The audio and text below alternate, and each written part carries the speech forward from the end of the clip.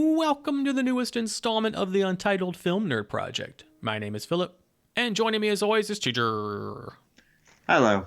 And today we're going to talk about Hell House LLC 3 Lake of Fire. Before we get into it, spoiler warning now! If you want to avoid spoilers, skip ahead to the time code you see on the screen. Alright, so let's get into it. Alright. What'd you think of this one? I'm intrigued now because you sent me a message earlier saying that you couldn't wait to talk about this. And I'm like, okay. Hand on chin.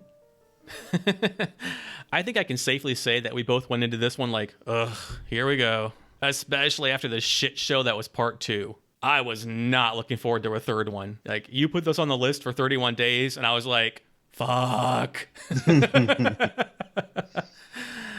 And this is why I'm kind of like, okay, this is going to be interesting. Because you know what? Other than a few nitpicky things, I actually really enjoyed this. Oh, God. Yeah, this is going to be interesting. That's all I'll say for now. I'll elaborate more when we discuss particulars. This is going to be fun, though. You? I thought it was contrived and another unnecessary piece of shit just like the last one. This is going to be so much fun. With the really bad acting. So, that's the vague version. Okay, all right. This is interesting because usually you're I was entertained. So you forgive like the shitty movies. And I'm always like, it was bad. What are you talking about? Now it's like, I was entertained.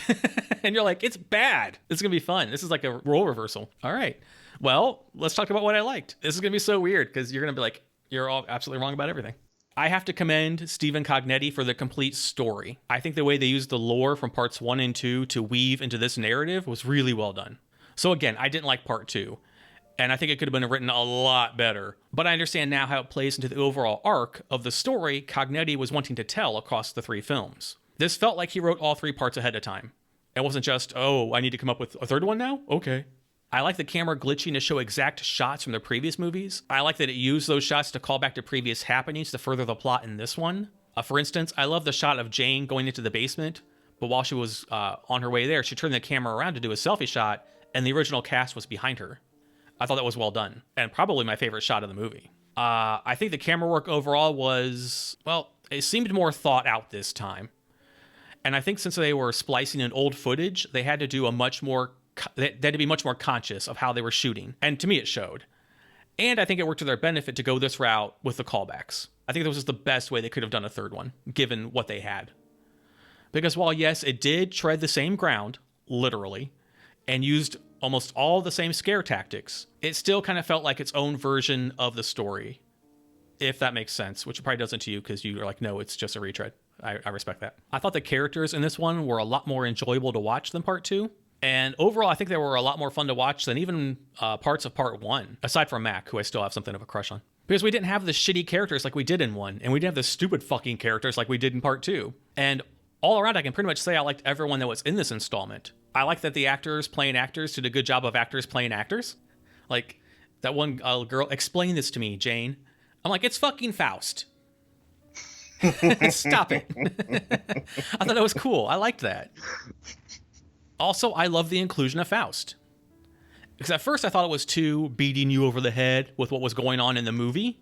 But then I thought, this is Russell Wynn's choice. So of course he's going to pick this as a story the theater troupe is acting out. Especially once the reveal happens at the end. Well, like when you think about it from a character standpoint, it makes total sense. And you know what? I want to say, it was cool to have gay representation that wasn't ham-fisted. I liked when Harvey said, Jeff says we can only afford one lamp. Jeff says stop flirting with Louis. That made me laugh. Because even I was like, is Louis gay too? But it was never an issue outside of Harvey crushing on him. And I thought it was cool that it was woven into the plot without being a big deal. It wasn't like, this is the gay one. It was just there along with everything else. He was just Russell's tech guy that happened to be gay. Speaking of guys liking other guys, I thought Gregory was kind of cute. So it was cool to have some eye candy outside of random appearances by Mac. I like that Russell Wynn was a red herring. The entire time he's painted as the next villain who's selling his soul to the devil and bringing all these victims with him. He even has a scar on his eye. That screams villain. I liked that Isabel left. Like, finally a smart character in one of these fucking movies. Jane was dumb and took double pay, but Izzy was smart. Good job. And that's all I have. Was there anything you liked about this? Yeah, I mean, there still were some things that I liked. Mostly everything before the final act. Okay. I was still entertained before then. Despite some really dumb character choices, for the most part, I was entertained. So the final act killed it for you? Yes. Okay, fair. I can totally understand that. But some of the things that I liked, well, I love the fact that this town that has such horrible history ends up selling their demonic house to a James Bond villain. Yeah. But yeah, Gregory was cute, by the way. Mm-hmm. But I really liked the lead girl, Yeah. Vanessa. Yeah, me too. She did pretty good. Same with her cameraman. Mm-hmm. Not much else that I can touch upon that you haven't already touched upon as far as what I liked. What did I like that you liked too? Oh, I mean, just that some of the characters and that they were likable. They were real. They seemed real. I mean, you even said, I mean, my God, I was in the drama department in college. Jane is every fucking theater major. Mm-hmm. Yes. She's a few of some friends I used to have. Mm-hmm. Yeah. I actually said it's fucking Faust out loud. Like, it's fucking Faust. Shut up. But what's my motivation? Faust. Did you read it? Some of the other stuff that I did like was the general subtle scares. You brought it up with Isabel and that one shot. I really liked that they also brought back the original crew. Yeah. And that clown in the hallway in the middle of the opening night. Mm-hmm. That was generally creepy. Yeah. But yeah, that's it. Moving on. Okay. On to you. So there was some stuff I thought could have been better. The sound design on some scenes. The audio felt like it was a little too hot on parts, a little distorted. I thought in the actual movie part, the last 5 minutes could have been better. I thought the battle between Andrew Tully and Russell could have been done a lot better. I get budgetary stuff, and it's an indie horror film, but it still looked really schlocky. Dear Jane, run. Stop fucking crying on the steps and run. That's annoying. I'm not sure how I feel about the end credit scenes. On one hand, it felt a little too much. And how come the original Hell House cast wasn't allowed to leave because they died there, but the newer cast was reborn outside the rubble? Did I miss something? And what happened to the second movie cast? Yeah, exactly. And then on the other hand, I get it being a bow tied on the complete story, coming full circle. I think maybe had all the other casts been there too, like you said, I might have liked it more. Or at least explain something like, you're the group that opened it, so you have to stay. Or just keep the original douchebag that opened it. I don't know. Like, cry at the door for the rest of your life. You're a douche. You deserve it. So it kind of bugs me, but I kind of get it. And this is kind of a positive spin on that. I will say I'm glad there was no Bagul scare at the end. Like, no ghost appeared, no jump scare thing. They walked off, accepted their fate, and it faded to black, completing the story. I was waiting to be annoyed, and thankfully I wasn't. No glitching, no ghost, no nothing. It just ended. So, yeah. Now, what about you? What did you think could have been improved? So everything before the final act. My only issues with that was just, like I said, some of the character choices, like the idea of having Jane be the one that something horrible happened to, and she accepts double pain. She comes back, but we get absolutely no shot of her until the final act. Yeah, fair. Whereas Isabel, who really wasn't around that much, we get something sort of creepy happen to her, and then she takes off and never comes back. And I'm just like, why didn't you just do some writing, rearranging? Okay. And flip the two. It just didn't make sense to remove Jane from the picture entirely and then bring her back later. That was one of the lamest bonfire parties I've ever seen in my life. The way they were talking about it, I was expecting the entire crew of like 30 people down there. And it's like, oh, it's you 5 dickheads. I'm going to go home and go to bed. Yeah. So later, Isabel, I love the fact that she disappeared. And then they're like, ooh, suddenly people were starting to spot really creepy shit on her Instagram. And then they showed the photos. And I'm like, do you mean nobody fucking noticed?